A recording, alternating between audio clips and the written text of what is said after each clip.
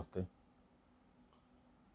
आज बकरीद है और बकरीद के दिन आप सभी को पता है कि करोड़ों जानवर जिनके रक्षण का भार ईश्वर ने हम मनुष्यों को दिया था। हम में से कुछ मनुष्यों के द्वारा वो करोड़ों जानवर आज के दिन काट दिए जाते हैं, और काटे भी किसी साधारण तरीके से नहीं जाते। धीरे धीरे उनके गले के ऊपर छुरी चलाई जाती है और उसके बाद में धीरे धीरे उनका खून निकाला जाता है, और छुरी चलाते हुए ये कहा जाता है कि बिस्मिल्लाहिर्रहमानिर्रहीम। ये उस नाम पे हम छुरी चला रहे हैं जो कि अल्लाह का नाम है, जो कि बहुत ही दयावान, मर्सीफुल। तो पहली बात तो ये है कि सब भाई बहनों से मेरा एक निवेदन ये है कि इस प्रकार से इस प्रकार की कोई कुर्बानी हो या कहीं पे बलि हो, इस प्रकार की कोई भी बलि ईश्वर को नहीं पहुंच सकती, क्योंकि जिस ईश्वर ने आप मनुष्यों को बनाया है उसी ईश्वर ने जानवरों को बनाया है। अब आप उस ईश्वर को अल्लाह बोलिए, मोहम्मद बोलिए, आप कुछ बोलिए, वो उससे कोई फ़र्क नहीं पड़ता। पर वास्तविकता ये है कि इस ईश्वर ने अ, हम मनुष्यों को बनाया था कि हम जानवरों की रक्षा करें। जिन आप में से बहुत लोगों को पता नहीं होगा, हमारे जो वैदिक धर्म के जो धर्मशास्त्र वेद हैं, उस वेद में जो पहला ही यजुर्वेद का पहला ही मंत्र है, उसके अंदर एक शब्द आता है, पशून पाही।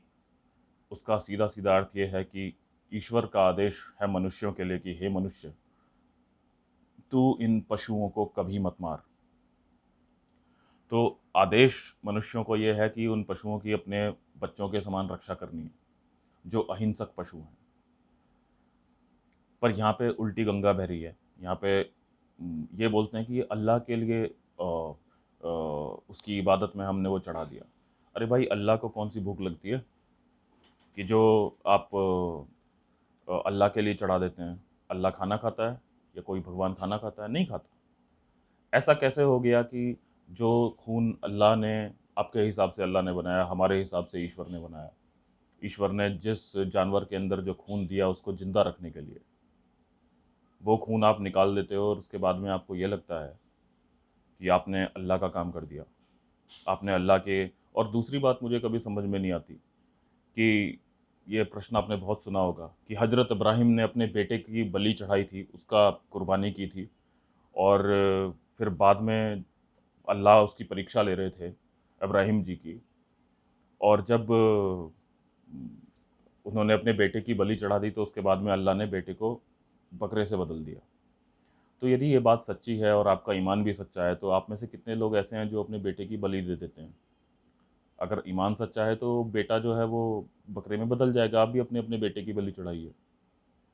और सबसे महत्वपूर्ण बात यह है कि ऐसा कौन सा अल्लाह है जिसको इतना खून प्यारा है, इतनी चीख। आपने कभी अपने हाथ से जानवर काटा होगा तो आपको पता होगा कि जानवर इतनी चीखें मारता है, बिल्कुल जैसे इंसान का बच्चा चीखता है। ऐसे ऐसा कौन सा ईश्वर है जो कि आपकी उन चीखों से प्रसन्न होता है? यदि आपका इष्ट, यदि आपका गॉड, यदि आपका अल्लाह, यदि आपका ईश्वर, यदि आपका देवी देवता कोई भी अगर किसी निरपराध जानवर की चीख सुन के प्रसन्न होते हैं, तो आप समझ लीजिए कि आपका जो संप्रदाय है वो एक एक अ,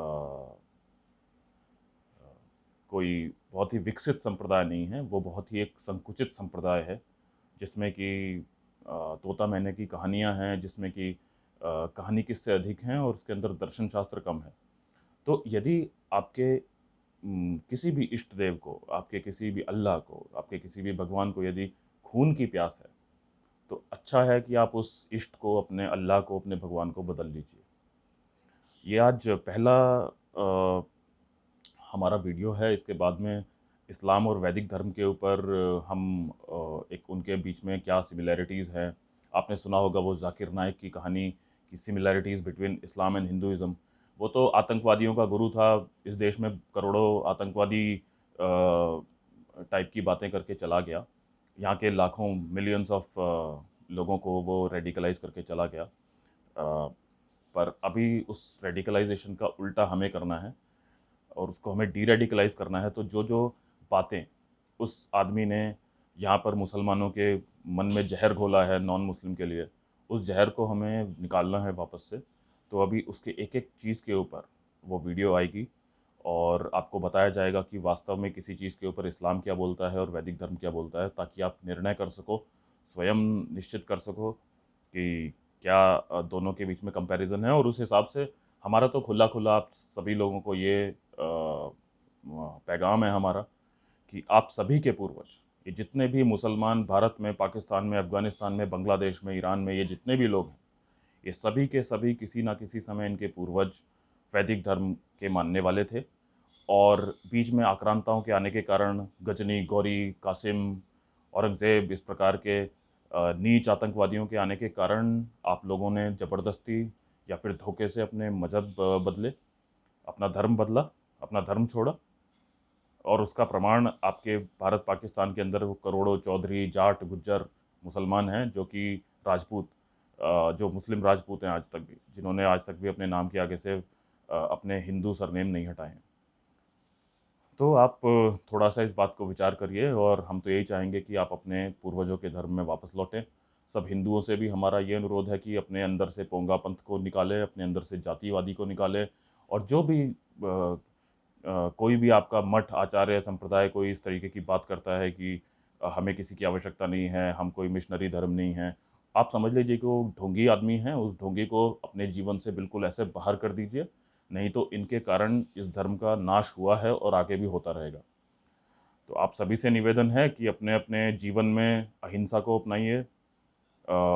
जो जानवर आपको कुछ नहीं कर सकता, आपको जीवन भर दूध ही दिया है जिस जानवर ने, उस जानवर को आके मार के काट देना किसी अल्लाह के नाम पे, वो बिल्कुल भी जायज़ नहीं है। और आप अपने मन से टटोल के पूछिए कि आप ये सब हिंसा करके आप अपने बच्चों के अंदर हिंसा भरते हो, फिर उनके अंदर काफिरों के प्रति नफरत भरते हो।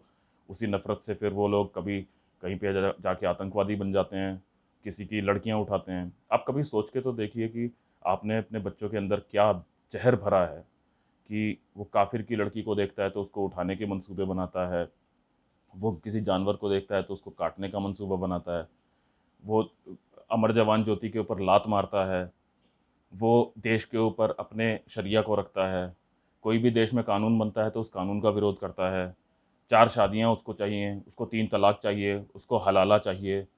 ऐसा क्यों है कि सारी दुनिया की एबनॉर्मल चीज़ें वो एक ही तरीके के लोगों को चाहिए? लॉ ऑफ द लैंड को हमें नहीं मानना।